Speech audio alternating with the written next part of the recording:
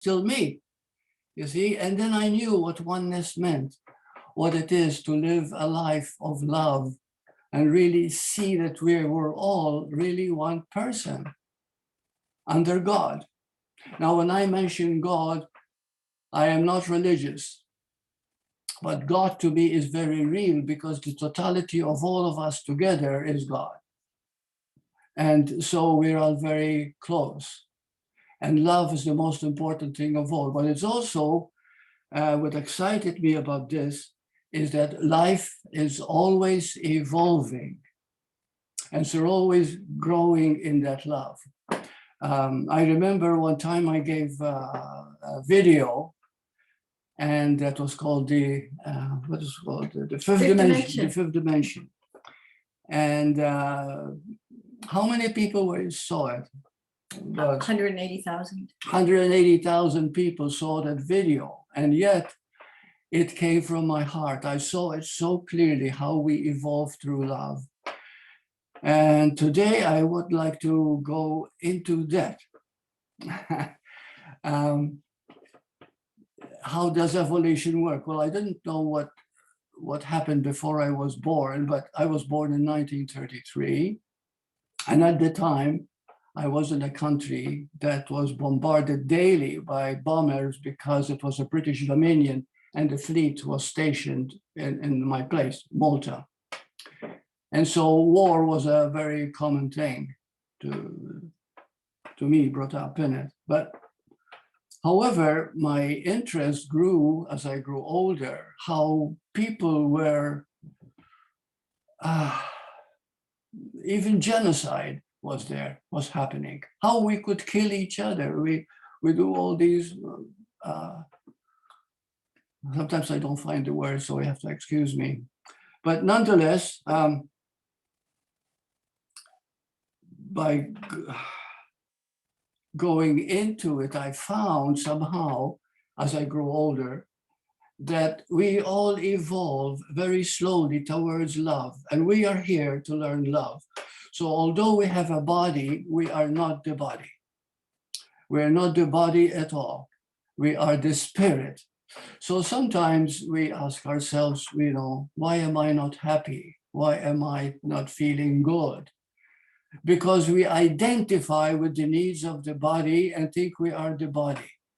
And when you think about the body, you also think about death. And one thing I discovered is that there is no such thing as death.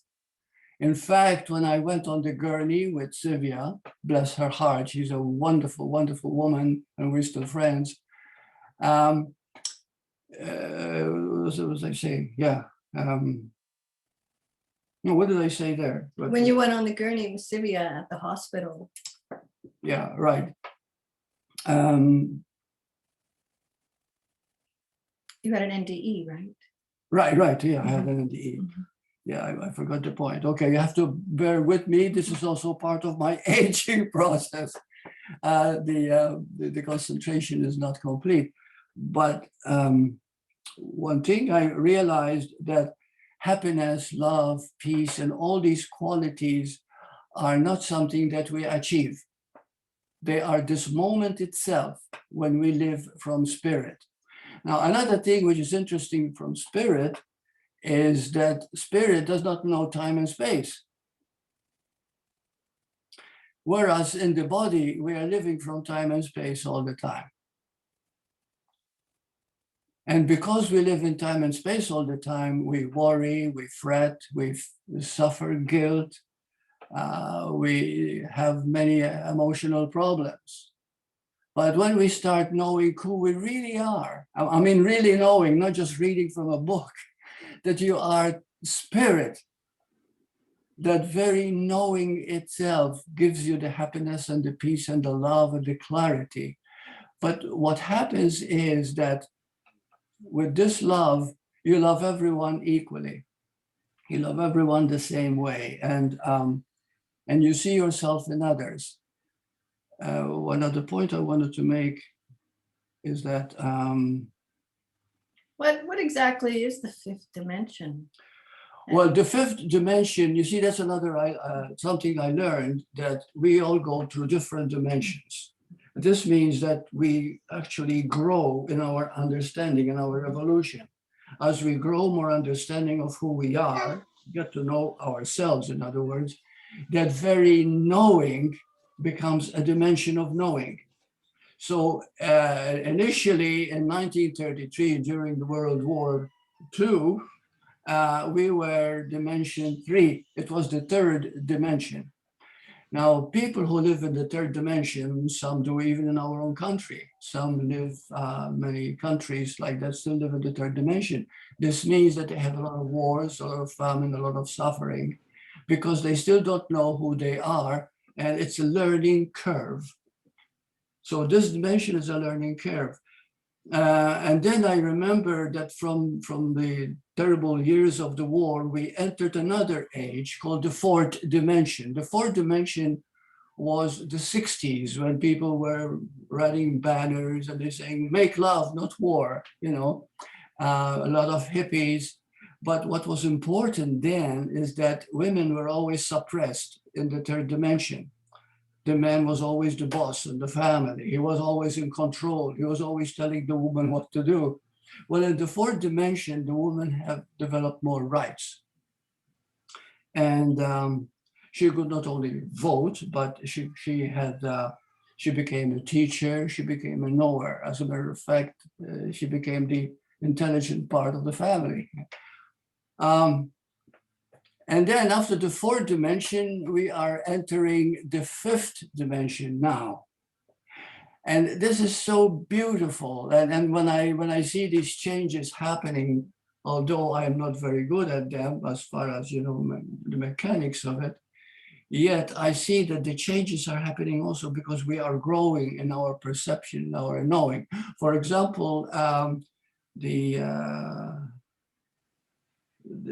everybody writing each other emails, internet. Thank you, Sina. You're welcome. Yeah, the internet came into being, and it made our world a little closer together, getting to know each other. And then a time came when even kids, teenagers, had the phone, Smartphones. And iPhones. and iPhones, right? And they were very common, and so we were getting more and more in touch with each other. But more interesting, what happened is that doctors discovered that they can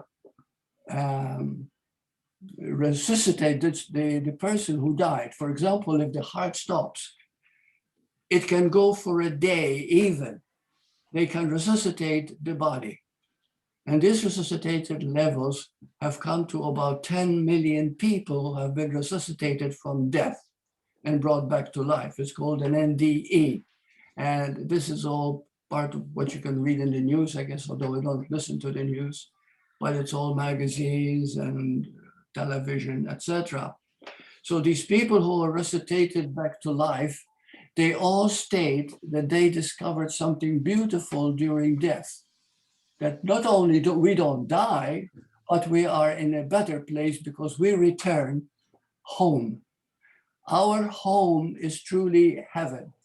I'm not being religious here, I hope not, and I'm not being sentimental, but the truth is that heaven truly exists, and it exists here and now, in this very moment. So when we begin to live from spirit, we begin to live unknowingly from this part of heaven. When people pass away from the body, they usually 99% go to heaven.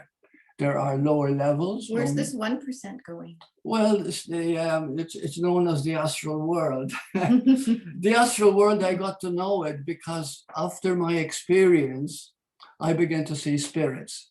I still see them every day. And she knows me sometimes. I'm getting up to go and pee during the night. And she sees me talking to someone, right? Mm-hmm. And I wish that she would see them, but she doesn't see them. But they're all around us all the time. Some are very beautiful people. And you've had 2 near-death experiences yourself. Yes, right? I did. Yeah. And it was the second near-death experience that triggered your seeing these spirits. That's right. Yeah.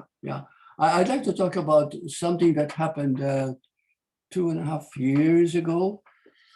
As a matter of fact, Deborah had stayed with me for 2 weeks after not seeing her for about 25 years. And we had a great time. We made some videos.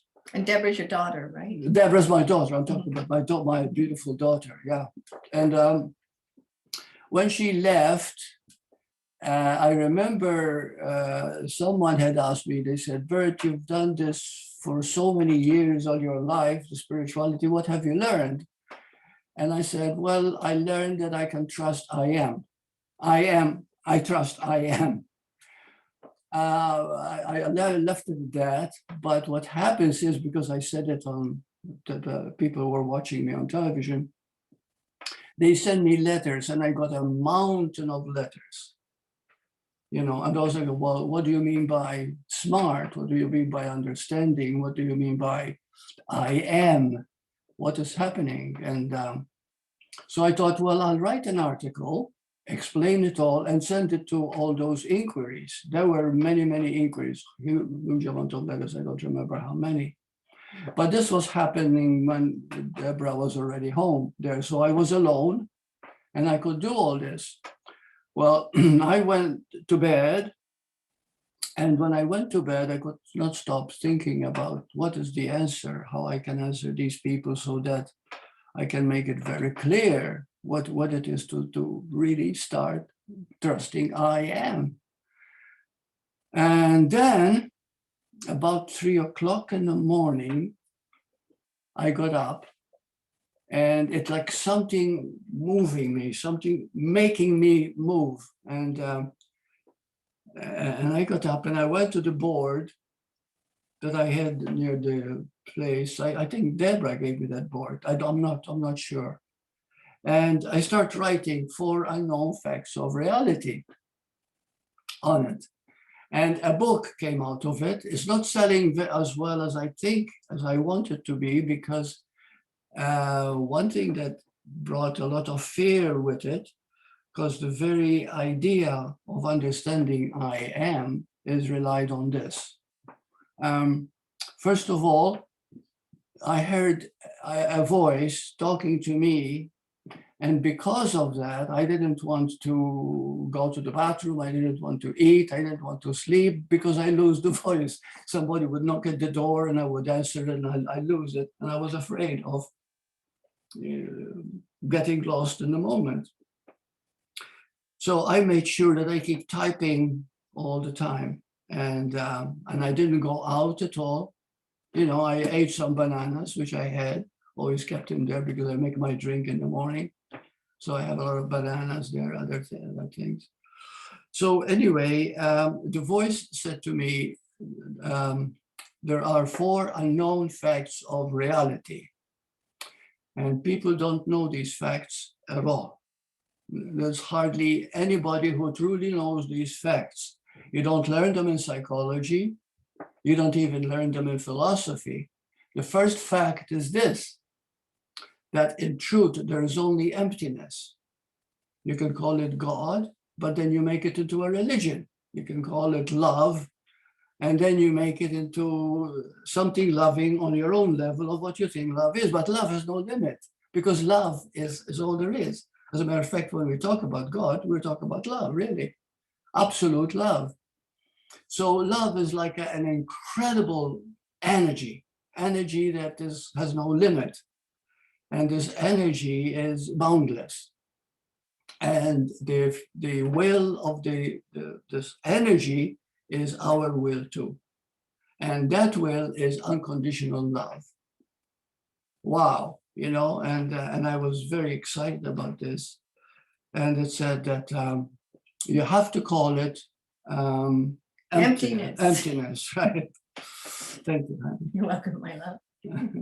And so to call it emptiness. So I thought, oh, emptiness, what do you mean by emptiness? And it said, because everything that is positive, love, happiness, peace, joy, anything that makes you feel good, because the spirit is always feeling good, always good. It says it is the empty, but it's empty because you cannot see spirit. Although I see spirits at night, but that's I see actual force. I see a body moving around. And I talked to Deborah about that one time, if she could help me to understand what these spirits want from me. But anyway, we never arrived at some conclusion. But before I lose my point here. What's Yeah. the second unknown fact of reality? I want to talk a little bit about Emptiness? first. Yeah, because emptiness means that it's not a void, but you cannot touch it, you cannot see it, you can only feel it. For example, love. Love is a perfect empty quality. Could you say that emptiness is the resting place of love? You can call In it a that. way. You can call it that. It's emptiness is when you feel so good, and yet you have no reason to feel good, because reason is only on our physical level, on our mental level. But on spirit, there is no reason for anything. There is only love, joy, happiness. That is the very nature of being. But that very nature of being, when you're in it, you're empty. Empty of ego. Empty of ego. There's no ego at all. Right. So when you're empty of ego, you are at your happiest and best that you can be. So then it gave me the second one. And although the first one is depicted as God, which is emptiness, and God is emptiness, because everything came from emptiness. Think of anything at all. Everything came from emptiness before it became materialistic, before it became something that we can sense. And that's why we have a body with 5 senses to see and be like that. But at the same time, when you're spirit, your senses are enhanced. But you don't see like a physical person would see. You see far more. You feel more, you understand more, because you're on a higher level of emptiness. So this is why in Buddha, for example, talked about emptiness, you see, because it's so an important part of being. But the emptiness is not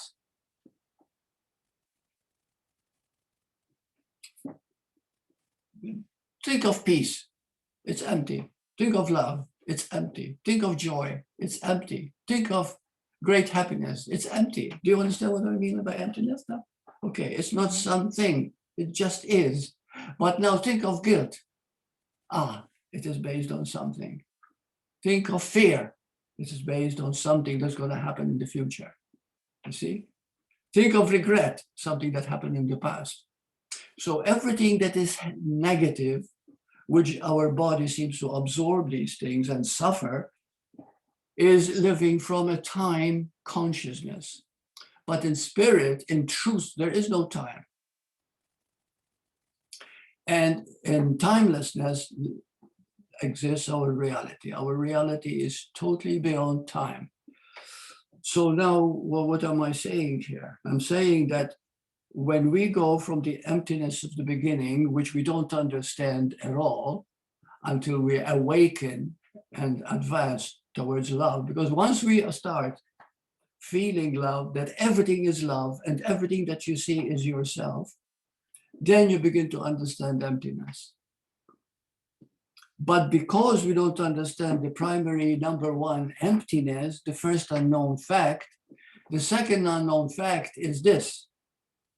And in psychology, they say that we're afraid of many things.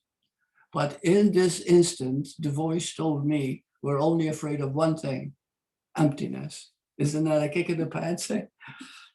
You know, like, and in the beginning, it is God, emptiness, but it is our greatest fear when we don't understand who we are. So we fear death, for example. We fear we don't understand. We fear what we cannot see and feel and embrace, because we become so solid. We live from that solidity. We live from that, point. And so number two became the greatest human fear.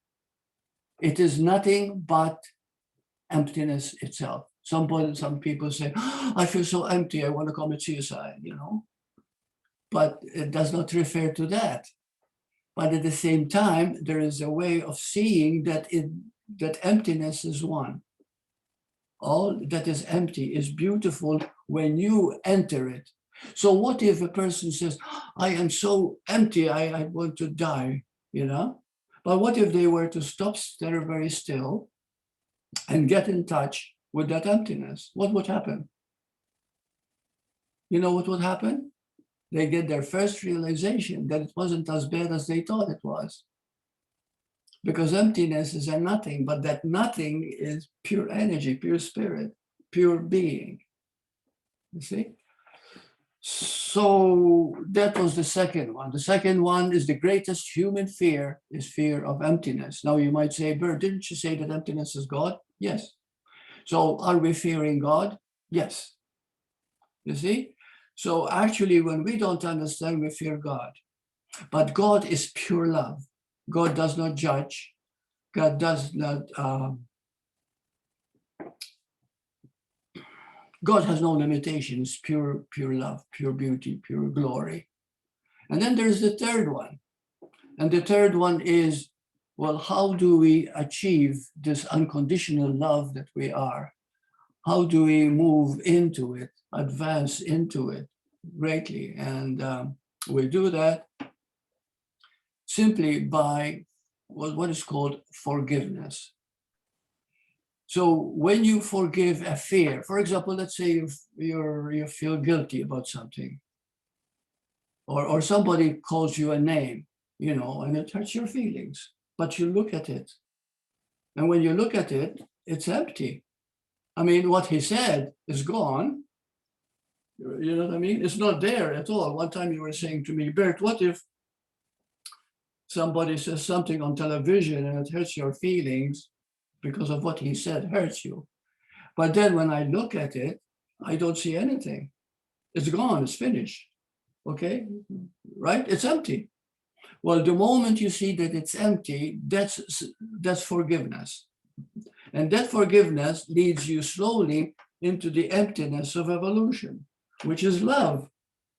See the beauty here? You see? So learning how to forgive, and we can talk about it later, how to forgive, because once you learn how to forgive yourself, you've learned the greatest secret of happiness. You don't need psychology, you don't need anything convoluted, because it is in the heart.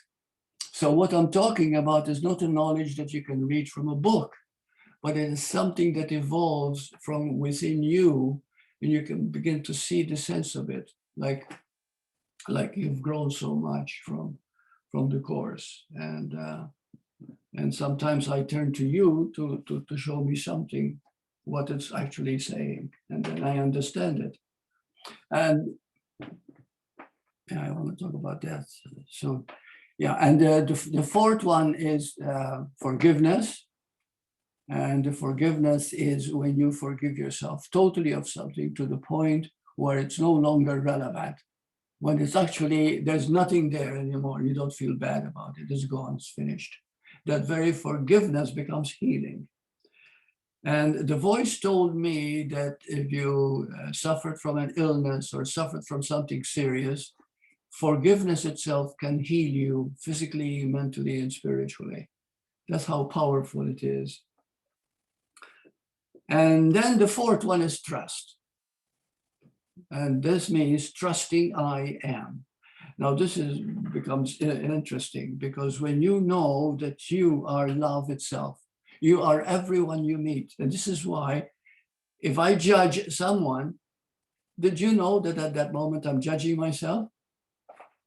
If I criticize someone, I'm criticizing myself. If I see something wrong in someone, I'm seeing something wrong in me. I can feel it immediately, because we are all really one, you know. And so this is where we come to number 4, is that number 4 is total trust in this I am that you are. Now, here is where it gets interesting, because when you say I am, we say I am Burt. Wrong, I am. That is who I really am. The I am is who you are. When you use only I am, but you don't put an adjective behind it, bad or good, you just I am. That I am is the name of God. That I am is that God said, and in the Bible it says, I am that I am. You see?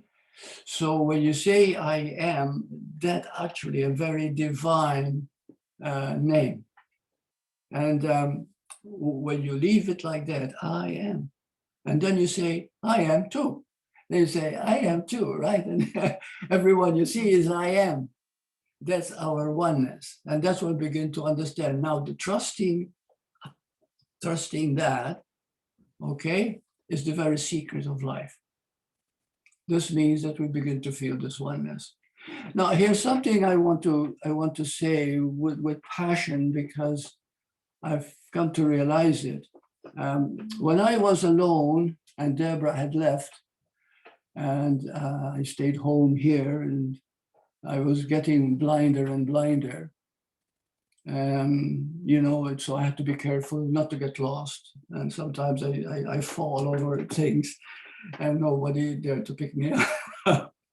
And so I said to myself, I would love to have someone that I can love, but there's going to be someone that loves A Course in Miracles. Now, I had the Course in Miracles. You've heard of the Course in Miracles, many of you? Okay. This was written by Jesus. It took 7 years for Jesus to write the Course, Course in Miracles. And when I bought it, I didn't understand it. I didn't understand its language. I wasn't advanced enough to understand it. So what I did was put it on the shelf. And whenever I moved or went any place at all, I would move it with me to make sure that it's always there, but I never read it. But with time, I looked forward some of the workbook exercises and I did them, and they were so beautiful. And they led me back to a certain amount of realization. So I said, I would love to meet someone who is good with the Course in Miracles. And so I left it at that. I didn't care who this person was, whether a nationality that I wasn't familiar with. I didn't care. I just wanted someone who loves the Course, someone that I can spend my life with. So it could be a man, or it could be anybody that I could learn from, And one time I got a letter, and the letter said, Burt, are you still giving satsangs? And I said, no, I'm kind of retiring now. And but I said to her, it was a her, I said, but we can go to lunch, And because if I go with someone, then the chances of finding my way is easier, right? Because otherwise I get lost and I have to take a taxi to go home. Anyway, so this is where I met Susie. This was 2 years ago. And the moment she saw me, she said she fell in love with me. So therefore I began to think, my goodness, later on I said that this is meant to be, right? Mm-hmm. And now I can say that whenever I need to know anything about the Course, I can ask Susie because she's well versed on the Course. One thing I learned about the Course is that the book was given to us on the 5th dimension. And I heard someone say that this book cannot be compared to anything else that you can read.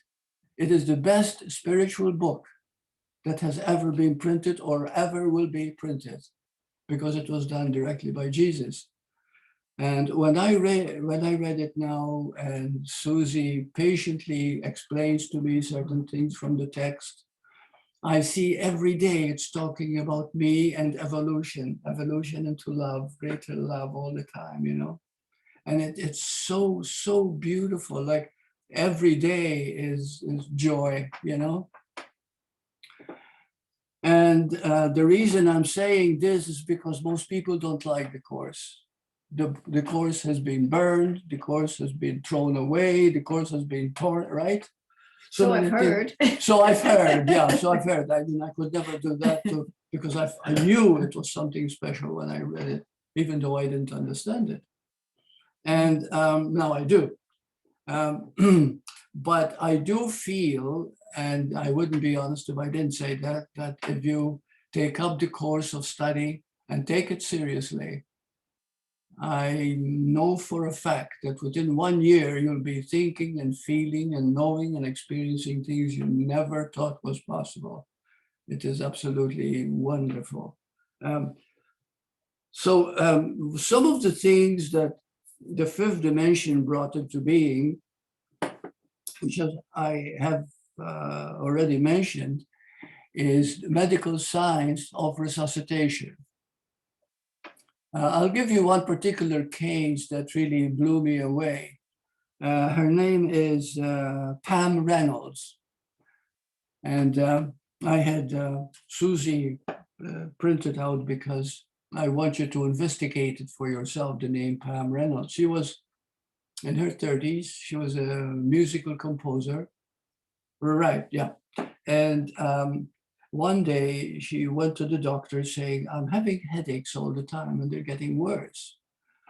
The doctor examined her and he says, you have a aneurysm. A great big giant aneurysm in her brain. That's right. And he said it can burst anytime now. And if it does, you'll drop dead. He said, but however, we can operate. And they operated, but this is how they operated. They froze her body to about 40% Fahrenheit. That's very cold to the body. They took all the blood out from her system, every ounce of blood. They drained her brain completely of all blood so that she was completely dead, completely and absolutely dead to every sense of the word. After operating and cutting out the aneurysm, cutting out the inflammation that she had in the brain and sewed her up and everything else, they brought her back to life. And this is part of what I admire about the medical science of resuscitation. They actually brought her back to life. When they brought her back to life, the consensus was, but she's going to be stupid because her brain couldn't take 1 hour of deadness and you know, and it cannot be revived type of thing. This is what science believes as a rule. And, but the fact was that her IQ had jumped about 30%, her intelligence. And she became clearer than ever. And she gave talks about her experience. You can see her on Wikipedia, she's there. Where else did we see her? She's on television, right? You can just go to YouTube and search her name and Google and find stuff out about her. Right, yeah. But there were many others. There was, for example, a doctor, Dr. Ibn Alexander, his name. Ibn Alexander wrote 3 books, I believe. I'm not sure whether it's 2 or 3. And he said about the power of the brain.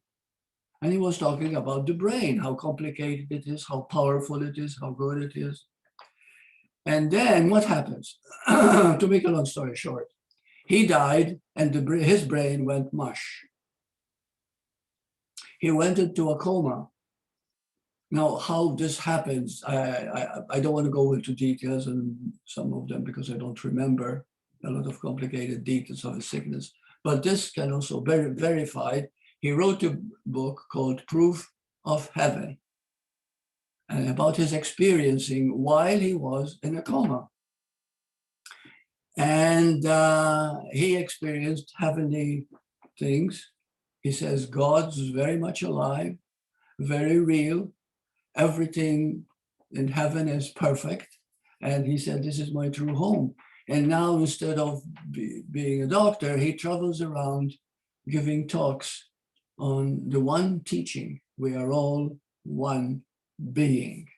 And he says, when you begin to feel that love, now we are evolving. We are evolving into the way we should be, or all be.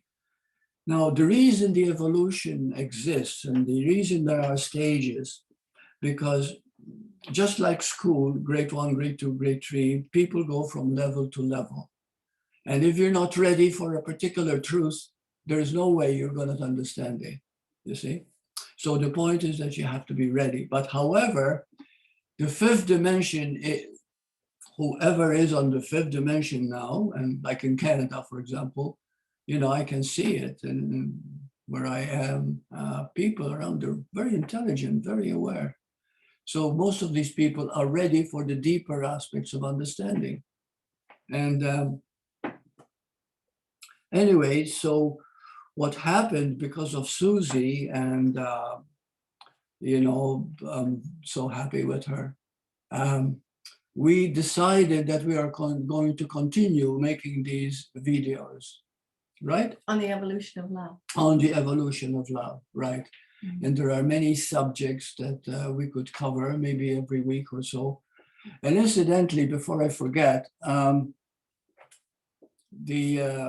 Ralph Tiller, was his name? Tiller, yeah, from Ralph Tiller, the Krishnamurti the Center Krishnamurti Center. of Canada. Yes, he invited me. He says, I know you're blind, Burt, and you cannot give 3-day retreats in person, but this way we can do it through TV. And I said, great, yeah. So anyway, so Susie and I were invited to do a course, 3-day course. It's going to be the 27th, 26th, 26th, 27th, and 28th of yeah. February. Yeah, it's called Living the Non-Dual Reality. That's right. Something Yeah, like that. yeah. Yeah. So anyway, so we hope that many of you would like to come. And is he going to show it on a live screen? It's going to be on Zoom, just like this. Zoom, And it's like going to be this. 3 sessions, Friday, Saturday, and Sunday, Yeah. and 90 minutes each session. And he's the moderator, right? That's correct. Yeah, the Krishnamurti Educational Center Yeah, of Canada. Ralph, yeah, Mhm. yeah. Mhm. So anyway, maybe I can see you there too. But after that, we hope to be able to do 1 a week based on what we are experiencing. And Wei will be joining us. We're going to be doing a That's regular right, series too. with Wei on the evolution Wei- of love. Wei has become part of the family Mhm. here. Mhm.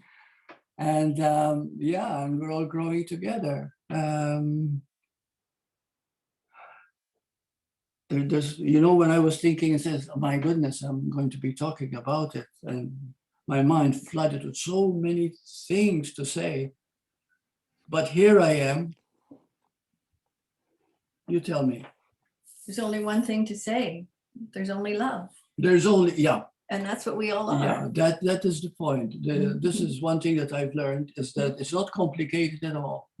If you read psychology, books on psychology, I've studied when I was younger. I was very interested in it because I was brought up in the war years, and I've seen the worst that humanity can be.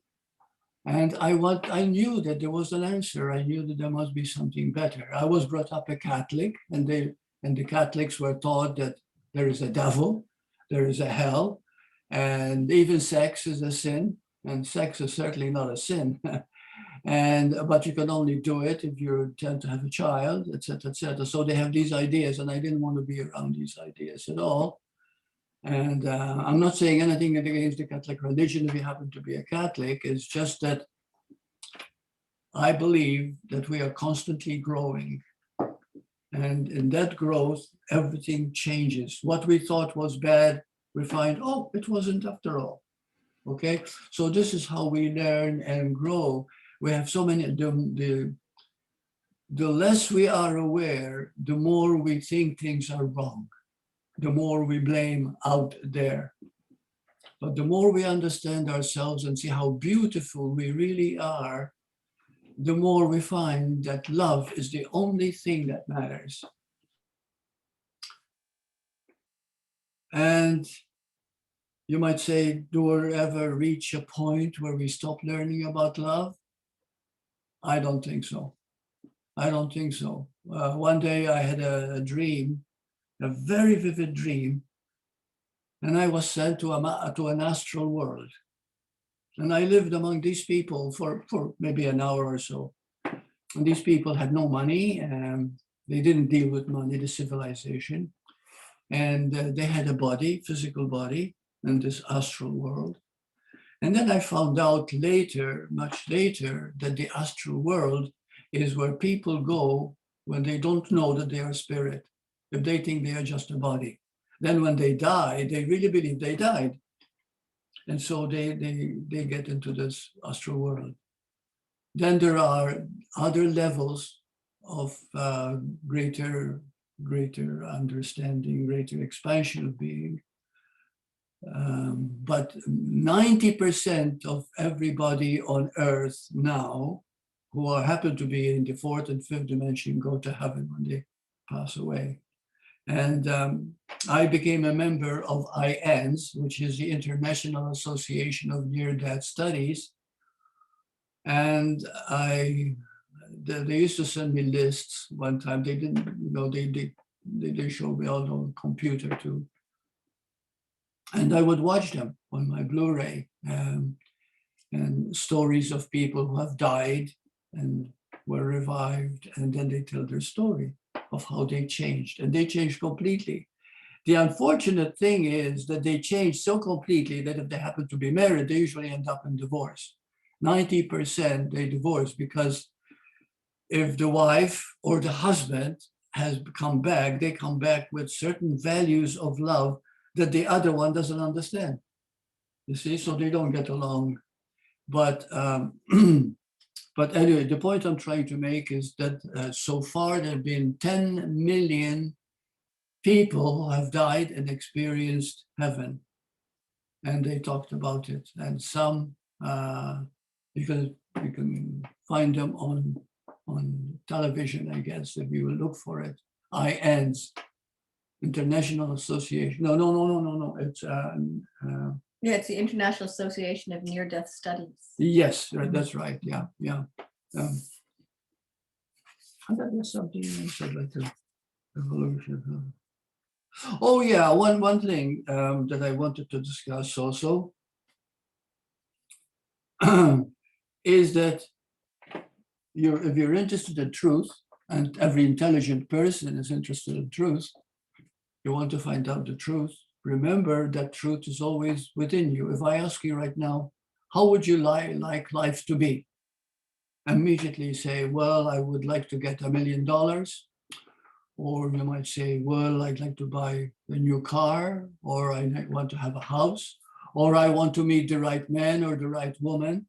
In other words, we have goals like that. But here's this interesting part, because we're always thinking about the future.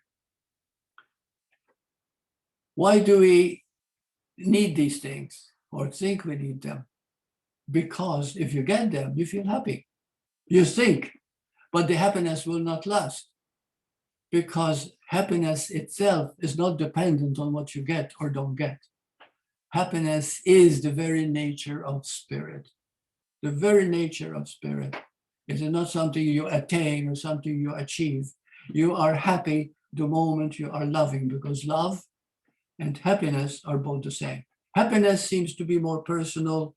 Love seems to be more universal, but they're all one and the same thing. Another thing too that I've realized, and I'd like to share it with you, is that there is no such thing as becoming enlightened. There's no such thing as getting, I mean, it's true. Ramana Maharshi, who appeared to me in 73, was a fully blown God in human form, practically. He was an amazing being, but there aren't many Ramana Maharshis in life. So what's actually happening is that we wake up. We wake up to the truth of our being. And that waking up, we can say, well, now I'm awake, you see? So this is what can happen. Now, a very important question at this time is this. How do we forgive ourselves so that we can deal with our guilt? Now, when I say guilt, and this is something I didn't know when I studied psychology, but I learned it through the process of Course in Miracles and my own realization, is that whenever you don't believe in anything, if you don't believe in God, for example, or you don't believe in life, period, you know, and you think that when you die, period, there's no life after. And there are many millions of people who are like that, okay? There's one thing they all have in common: the pain of guilt. They go around with this pain inside them all the time. And this pain says, I'm not good enough. There is something wrong with me. I am missing something. How can I be better?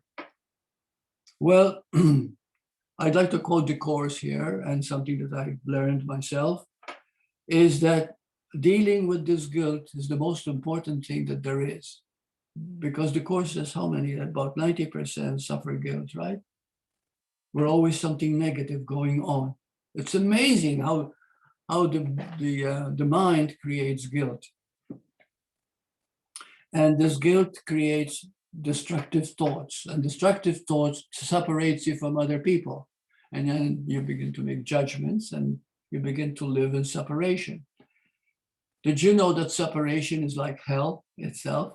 When you're separate from others, you feel separate. And so what brings you into that unity is self-forgiveness. Now, self-forgiveness, and you can help me here too, because we do it every day, right? Mm-hmm. Like sometimes if I get up and for some reason I'm not happy, then I forget there's some guilt therefore. Something is not quite kosher, you know, whatever the word is. And then I say, I forgive it. And then I'm back again to good feeling. So how do we forgive? Well, the way it's explained is this: that when you think something has happened, somebody says something to you that hurts your feelings, you begin not only to believe it, but even if you didn't believe it, you begin to dislike the person. You have created a rift. That rift, that separation, makes you feel not good enough with yourself. You don't feel good. And then you become irritable. And then you lose your temper. All this is happening in various movements of ego, okay? But the point is, if it keeps on going, then you become sick. And then something goes wrong with your body.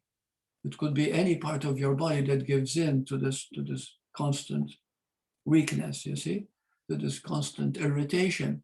So the point is that you forgive the moment you start to feel not quite completely 100%, you forgive it immediately. And now, how do you forgive? And we're talking about forgiving yourself.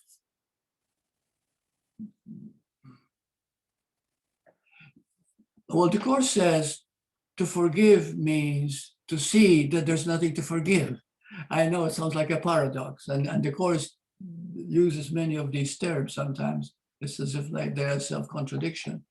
But it's true. You forgive when you realize there's nothing to forgive, because when you look at something, like somebody said, Burt, you're a fool, or Burt, you're this, or Burt, you're that, and I take an offense. But nothing's happened, right? But my mind made it into something, and I begin to feel bad. Well, the moment you start feeling bad, it latches on, because we have what is called an ego. An ego, sometimes referred to as the devil, you know, but that doesn't exist.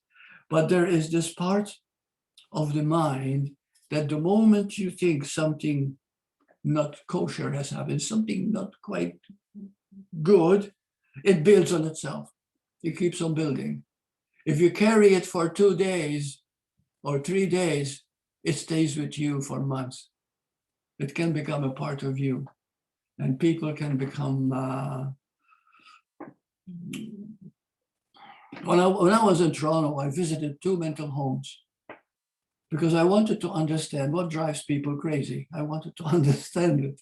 I went in as a writer, you know, and I was asking some psychiatrists there. The psychiatrists did not deal with these people who were sick in the mental homes. They just gave them drugs. And drugs only exacerbate the problem. But anyway, that's neither here nor there. So I wanted to know what makes people sick. And then I found out through a process of looking into it, is that they made themselves that way by negative thinking until the mind actually went crazy, trying to solve something that they can't solve. And they keep on going and going and going and believing to the point where actually it drove them more or less insane, or they felt insane. And unbalanced. Now, to unbalance the mind, it takes so little, very little to unbalance the mind.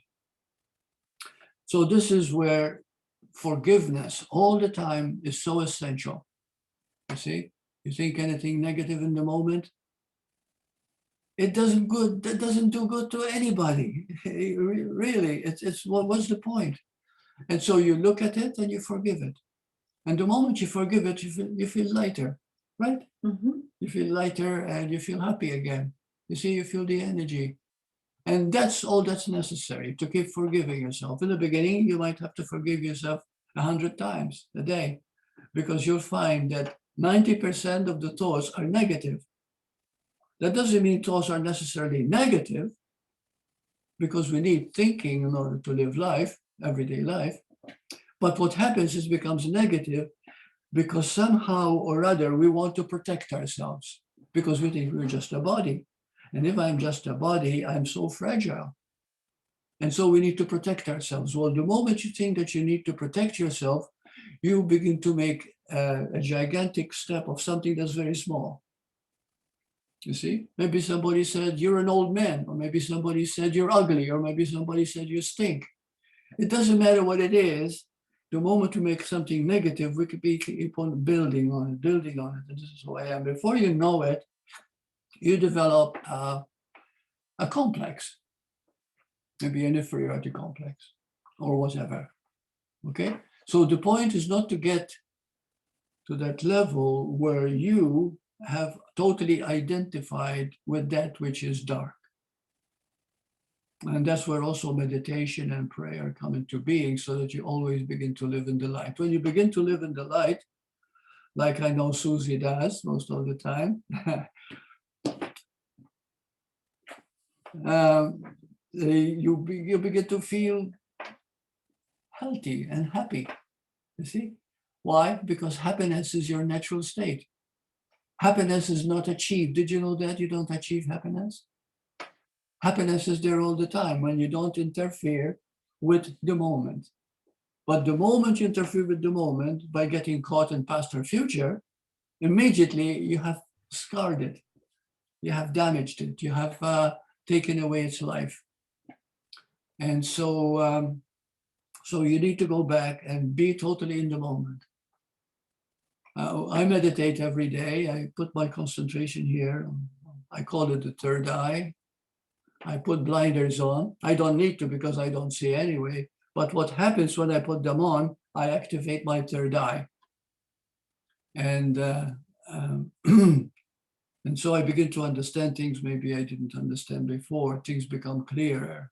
Sometimes at night, and I use the blinders all the time when I go to night, and we sleep together, and sometimes I wake her up and I say, oh my God, the spirit has been talking to me last night. and it becomes like a beautiful story. But nevertheless, when you begin to live from a state of wanting to know who you are, really, but you're not a body or a spirit. And when you get in touch with the spirit and you live from spirit all the time, you live the life that you were meant to live, you see? And what is beautiful about the fifth dimension that we are in is that this is the time to do it. Because spirituality now is more open than it ever before was before. It's the most active there is right now. And there are many people who are so ready to find the truth of their being. And remember, don't reach for, I want it to be enlightened. Forget about that, okay? Just say, I want to awaken to my true nature. And you can awaken right here and now, even by just listening to what I just said. You can awaken right here and now, this moment. you can go away awakened. Why? Because you're always you. And you is always divine. You is always beautiful. You is always love. Because you find it in your heart. This is all you ever want anyway. Love. You want to love. Yeah. And the trouble with some people is that they want to be loved, but they're not willing to love. It doesn't work. Because we're all one. If I see you as a part of me, then I love you. That's all I need for my own growth. You see? So when you look at another, you're actually looking at yourself beyond the body. The spirit of that person and your spirit are connected. We're all connected. It's all interrelated, interdependent, and interconnected, interrelated, and okay. It's all one. And when you begin to move towards that one, you're moving at your absolute best that you are meant to be. See, another thing too is that when you were born, you already made up your mind what you wanted to experience in life in order for you to learn. And you come here to Earth to learn certain lessons. Sometimes you might make yourself say, well, when I'm 30 or so, I'll be in a car accident, or I'll have cancer, or I'll have this, because this is going to teach me something very beautiful about myself. Sometimes we do this, okay? And sometimes we have guides who will tell us that you're going back to Earth because you have certain lessons you need to learn. Sometimes when doctors bring people back to life, most of them say, they told me to come back. You see? So doctors now are going through a lot of, not all doctors are well equipped with this information, but the near-death experience is so common now, this knowledge is so, that there are millions and millions of books that have been based on people's experiences of the afterlife. They came back, and they came back not because they wanted to come back, but because they had unfinished business. You see, they needed to do something in order to perfect their being. And what is the perfection? Simple, one thing, more love. You see, they need to love more. They need to understand that nothing is separate from anything else. That's great, Burt. Thank you so much. I'm mindful of time. It's already past 3 o'clock. Oh. I really enjoy your talk. We talk about this every day, but I still find a lot, can get a lot out of this.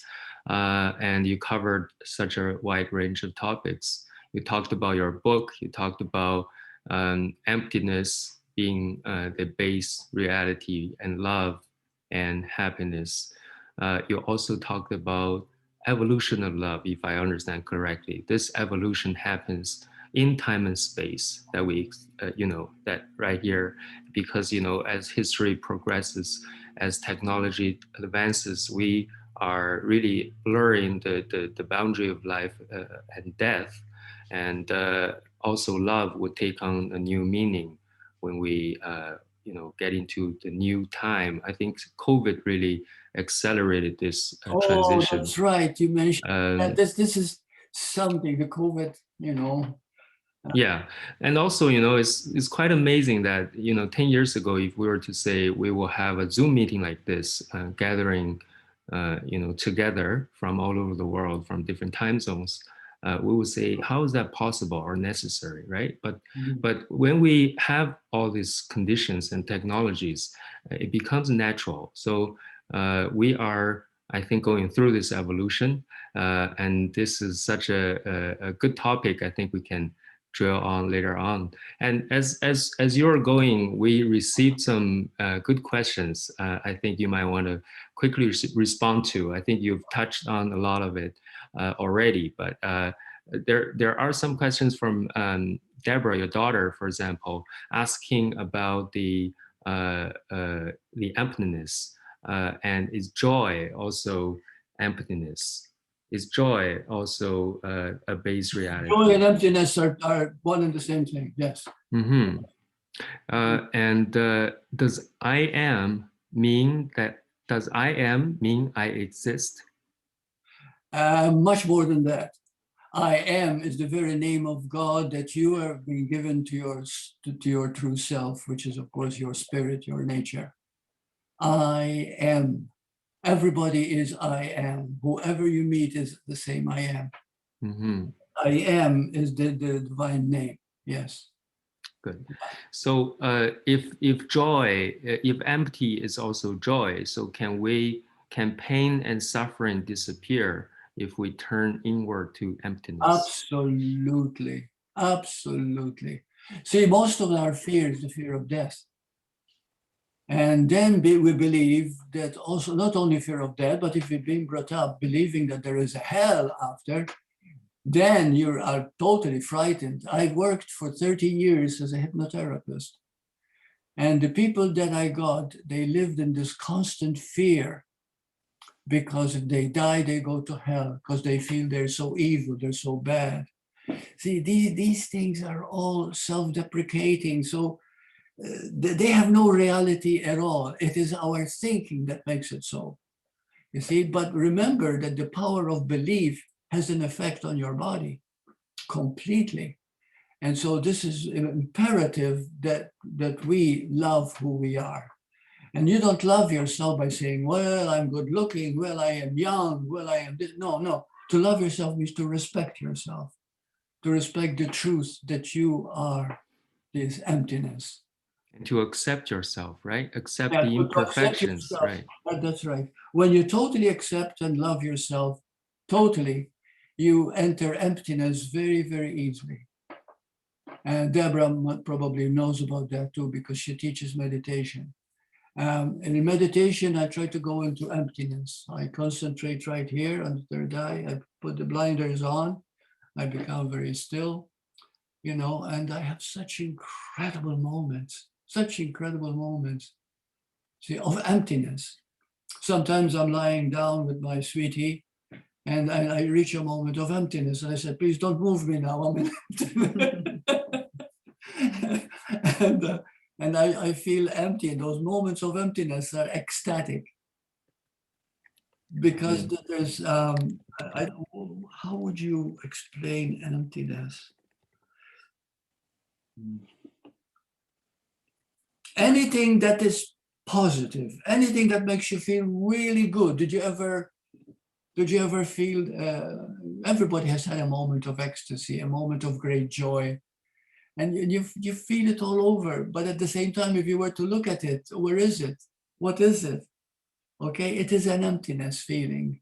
Some people take drugs in order to feel an emptiness, but it doesn't work because it affects the brain, you see. So moments of emptiness you can get through meditation, through stillness, through knowing yourself as love. Great. I also want to mention on behalf of Jason, on behalf of this person, I think Aaron, who said Burt told him about the book of Who Am I by Ramana Maharshi, Oh yeah, which made a great difference in his life. yeah. Well, Ramana Maharshi, yeah, you know Ramana Maharshi. There's a picture here, There he is. Yeah, he appeared to me in '73, and that brought a transformation because I used to be a bodybuilder. I used to be very physical, and I enjoyed gymnastics and everything else. And I was given a garage in Malta by a businessman, and he gave it to me free. And I was running gyms and there and everything else. But the moment I saw Ramana Maharshi appear to me, I was working at Polk Health Service at the time, and I knew that from then on, something has changed in me. I keep seeing his eyes, But after a while, people made fun of me. They say, oh, you're hallucinating. Because most people are aware of psychology, and psychology teaches you immediately. The moment you have these things, whoops, your brain is creating mental pictures. And so, and I began to, maybe they're true, But after 2 or 3 weeks, I was walking along Yorkville, and they had a new bookstore down, you know, you go downstairs, and they had all these spiritual books, and it was becoming quite advanced, but spiritual books. And I saw Ramana Maharshi. The picture was on the cover. And the moment I saw it, I began to cry. I hold the book in my hand, and from then on, I became totally transformed. I went into a basement apartment on Meehan Avenue, in an Italian home, and then people started coming in. I started giving talks, you know, so it happened automatically. So, but everything that I lived before was a complete change. Now, why am I saying this? I guess what I'm trying to say here is that we can easily change from one thing to another the moment we know it's real. That's the point. See, when he appeared and people made fun of it, you know, when I told them, they said, oh, things don't work like that, you know, that's hallucination. I almost believed them. But when I saw his picture on the cover of a book, I knew this was real. The moment I knew it was real, I could feel the change coming through me. I could feel it, you know. So we change when we discover the truth. The truth means there are 5 stages that we come to truth. What is the first one? Well, the first one is we're willing to consider an idea. We're willing to open our mind to consider that it could possibly be true. Number 2? We actually start to see that it seems to be sort of true sometimes in some circumstances. Number 3, we start to say, yeah, this makes a lot of sense, but it doesn't apply to everything, so it can't really be true. Then we start to see more and more and more that, oh my God, this seems to be really true. And then we finally accept it as the truth. Right. The moment you accept it as the truth, that's your transformation. But you know, that doesn't mean you're going to be all transformed. It's just that you change into a happy person. You change into a more fulfilled person. You're not fulfilled because you're a millionaire. You're not fulfilled because you have a big house. You're fulfilled because you're one with God. And you have eternal life. You're one with life, with yeah. And the cycle may repeat itself in a way, right? But it's going towards a direction. You can go back and forth. You go back, yeah. Sometimes you keep going back and forth, unsure, and what is true. Oh, well, I listened to Burt, I felt inspired, but maybe he's crazy, you know. So these things keep going back and forth. But is that your child? Yeah, that's one of my children. Your children. All right. And then you keep going back and forth until one day something, if you persist, the truth will always come to you. Always, always, always, always, always. Until you reach the 5th point, you say, oh, this is true. My God, I never realized it. You know, that I'm here to wake up. I'm not here to do this or this or this or become a businessman or whatever. You know, and the moment you realize it, you shift, you transform. And that transformation has you in that state of being. Good.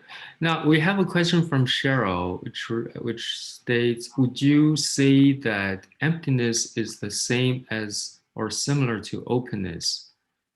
My basic spiritual belief knowing is that we have a choice in each moment to live in the love or live in the fear, openness with the divine moving through us.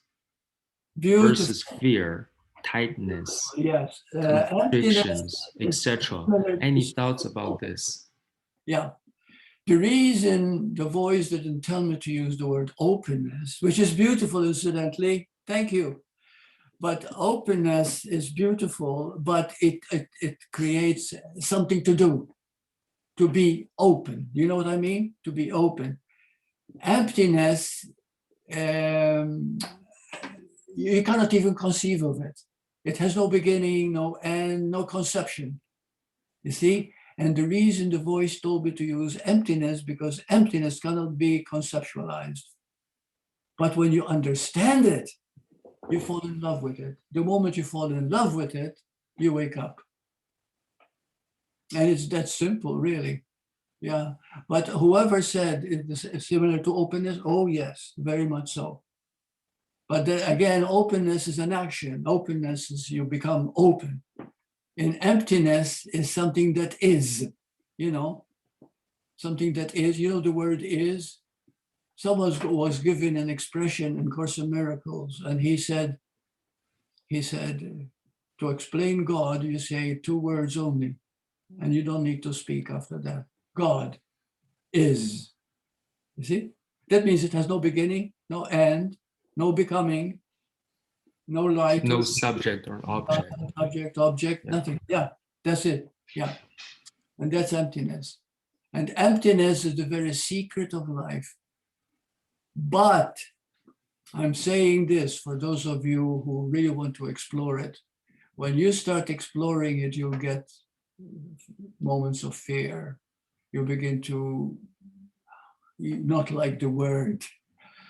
Okay, but that's part of the process. That's part of so you go to these 5 points that Susan has said until finally you see it as the truth. Well, the moment you see it as the truth, you see it everywhere. You see?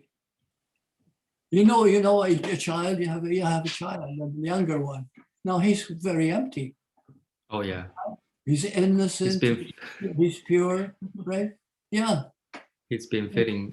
It's fitting up. It's being felt up. It's being felt up.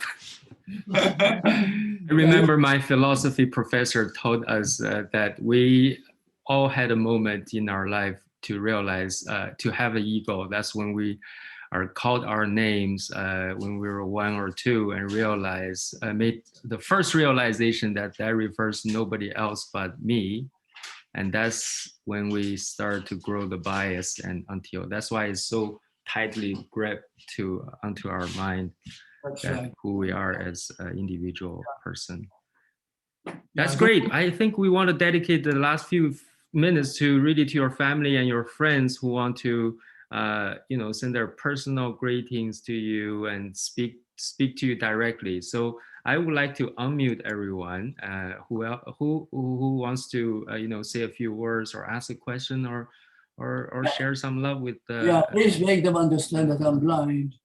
And Burt can't really see you, so but I can feel you. Introduce yourself before you speak. That would be great. All right. Who's that? I will try to unmute everyone. Who's talking? I'll go first. Hi, Burt. It's Barbara. Happy birthday to you. Hi, sweetheart. It was wonderful listening to your talk. I really enjoyed it. Thank you. Thank you very much. I love you. I love you too. Hi, Burt. It's Alex. Alex? Can you hear me? Oh, Alex. Oh, yes, Alex. Hi. The artist. Hi. Yeah. I still have your painting, the one that you gave me? Do you? Good. Yeah. Oh, yeah. I treasure it. Yeah. You still doing that? Pardon? You're still doing it? Creating that art? I am. I want to be doing more, though. Good. That's very creative. Yeah. Yeah. Happy birthday. Thank you. How are things now? Okay, because I see that you're living alone with your boyfriend and. Yeah. Things are really good. Great. I've been growing a lot. Yeah. How old are you now? 28. 28. Yeah. Little. Yeah. So as soon as we can, we want to come and visit you. Wonderful. Yeah, you'll be most welcome. When the virus finishes, eh? Yeah. Who is the gentleman next to you? This is Jeff. I'm Jeff. Hi, Burt. I know you can't see me, but I've heard so much and I can't wait to meet you. Oh, thank you, Jeff. Thank you. Where is Jake? He's here. He's Can you hear me? Oh, you are Jake. No, that's not Jake. Oh, no, not That's Jake. Jeff. Jeff. Jake. I'm over here. Hi, Jake. Hi, Burt. Hi. Thank you so much for your satsang and happy birthday. Oh, thank you very much. There's I Jake. loved everything you had to say about forgiveness. And, I was thinking about guilt and stuff today, and that was just so nice to hear that. It really helped. Great, great. And thank you for saying so, because that will encourage us to keep on, Yeah, I think you're onto something. Good. Wonderful, Jake. Wonderful. Thank you. Such beautiful people. Love you. Love you, Burt. Alex. Alex, yeah. Yeah, I love you too, sweetie. Oh, Mom, you're not, I think you're muted. Can't hear you, Deb. Oh, wait, can you unmute Give me me? 1 sec. Yeah. mute. Now you Can hear can. you. Now Deb, yeah, Deb, you're on mute. Yeah. Is Lainey here? No, No, eh? Okay. no. I give her my love. you. Jake wanted to ask you, what are thoughts? So, yeah, you see, thoughts, we don't create thoughts. Thoughts come to us. Mhm. And then it's up to us to identify with them or not. Sometimes we can have creative thoughts. But thoughts are always there because thoughts are what creates in the physical form. See, when you have an idea, we call it a creative idea, and you begin to think about it. Okay, these creative ideas could be of use to humanity, to you, whatever. It could be creating a chair or a house or whatever, or a novelty. But that's why we think, because it can be creative. But what happens is that thoughts are rampant. They come and go from the environment. If you enter a house where people are fighting all the time, you're going to get a lot of disturbing thoughts. But if you go into a church, then you begin to feel the silence more. So thoughts come from everywhere around you, but never identify with them as you. Because the moment you identify with a thought, then you begin to be enslaved by it. And thoughts can be very negative or it can be very positive. But to be without thoughts, that's the ideal state.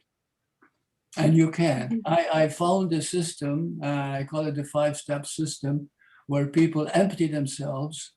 And it's been so creative. I had a woman overcome cancer, with it in a few weeks' time. She went back to the doctor, he examined her again and find her she's in remission. And she practiced the 5 steps. So this is incredible. And the 5 steps are something that I can only do it one-on-one. And what it does is deprive the mind from being a slave to thought by looking at the thought, you see? And then you see it as a thought. And by seeing it as a thought, it no longer controls you. It only controls you when you start believing it. And to believe a thought is the simplest thing in the world. Everybody's doing that. When somebody spits at you or hates you, they're not really hating you, they're hating what they think about you. You see what I mean? It's thought all the time. And when you identify with thought, you become the thought. But in truth, if you can quiet the mind and go beyond thought, well, then you can go into silence, into emptiness. And to go into emptiness would be a Bhagavan Ramana Maharshi, for example. He was beyond thought. Great. Thank you, Burt. Thank you. Now, we are recording this session, so I'd like to have everyone say thank you, say happy birthday to Burt at the end. But before that, we want to maybe have 1 or 2 more questions. Sure, okay. If anyone wants to raise a question. Or Happy we birthday, Burt. talks about 5 Burt. steps, and we will, I'm sure we will dedicate a whole section to that. Yeah, So go ahead, Jim. 5 steps can only be done Jim's coming individually. on, Is that Jim? Yeah. Jim, yeah, Hello, go ahead, Burt. Jim. Happy birthday. Jim, I have yeah. a question. So I've been doing self-inquiry for many years, and often I get to that quiet space and I realize that there's still something that has a choice. And I keep going to that place, like something chooses to let go of thoughts or a feeling. What is having choice? You see, we have sometimes the course calls it two minds, negative mind and the positive mind, you know. That doesn't mean we do have two minds, but the mind can create both positive and negative. It depends on how we use it, how we use thought. Thought is very important in everyday life because this is how we live creatively. We're always creating through thought. Okay, everything that you see around you, the whole city is all created by thought. Okay, somebody thinks about creating something that moves, he calls it car. Or okay, so now to go back to your question, when you start looking at thoughts and you begin to prefer one to the other, can you? Yes, choosing or discriminating. Yeah. Usually trying to get not accepting them and letting them go away. That's but there's something like my koan is what am I? And I Okay. come to this place all the time that I still have a choice that I don't have to take that thought. I can let it go, or I can focus somewhere else in my body. So for feeling or emotion. Yeah. But there's always what is it?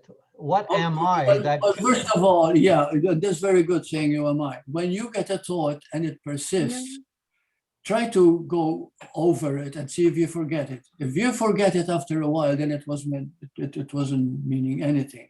But if a thought persists, but it doesn't make you feel negative, it could be maybe a thought that needs to create through you. Maybe you were meant to create something. You see what I mean? So it can be very creative. When I ask myself, how can I help these people? You know, the point that I was trying to make before. How can I help these people by answering the question, who am I? Who is this I am?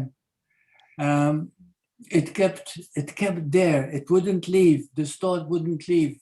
And it took hold. And then I let it be there. And the moment I let it be there, it became very creative. So if a thought persists and you ask yourself, how do I feel? How do I really feel?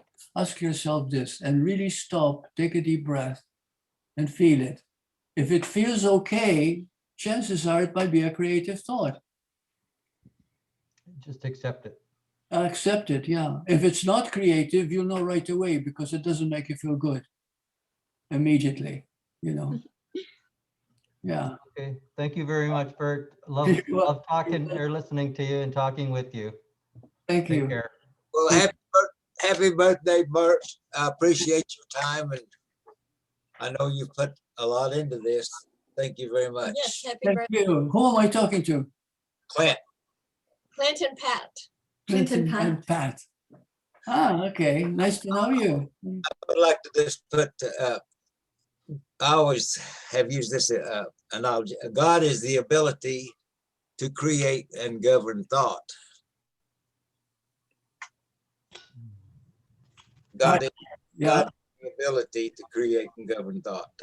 That's When the thoughts- God, I think he said God has this ability to create and Yes. Yeah. Very good. Yes. But we Yeah. have to go. Thank you Yeah. very much. Yeah. yeah. Okay, God so thinks one thought, and I think God is created, you know, something like that. Yeah. shall we all say The happy ability. birthday to Burt? Yes. Okay. Happy birthday, Burt. Happy birthday, birthday, Burt. Birthday, Burt. Happy Happy birthday. And thank you. Happy birthday, Burt. Happy Thank birthday. you very much. Happy birthday. Thank you. And thank you I all hope for to see you again some other time.